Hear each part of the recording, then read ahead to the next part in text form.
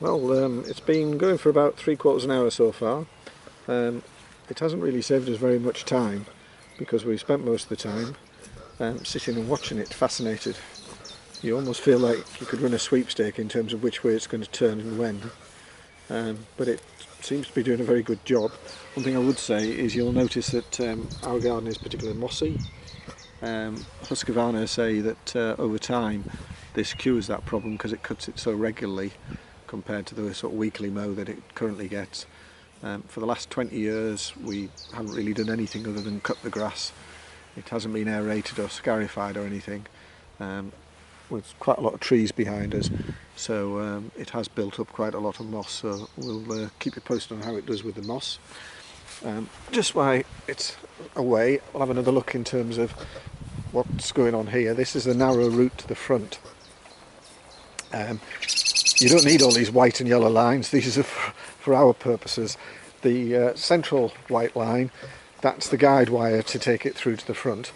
The two white lines either side are the guide wires to determine the boundary, and the yellow lines are where we'll be putting the mowing strips in the next couple of weeks, so it matches what we've got on this side. I haven't bothered putting the guideline on this side because it's literally 6 inches 20 centimetres off the mowing strip, and that's what we've asked them to install.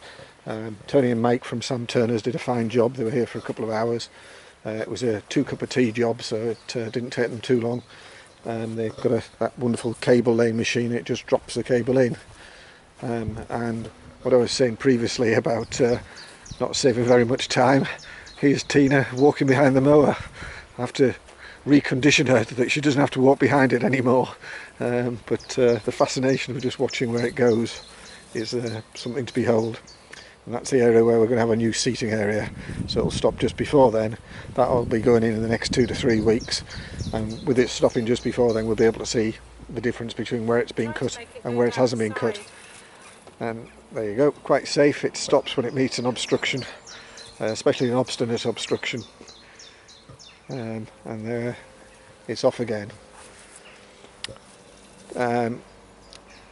Mike programmed it so it'll do the front garden for a certain period of time and the back garden, and up to where the mowing strip will be, and just stops.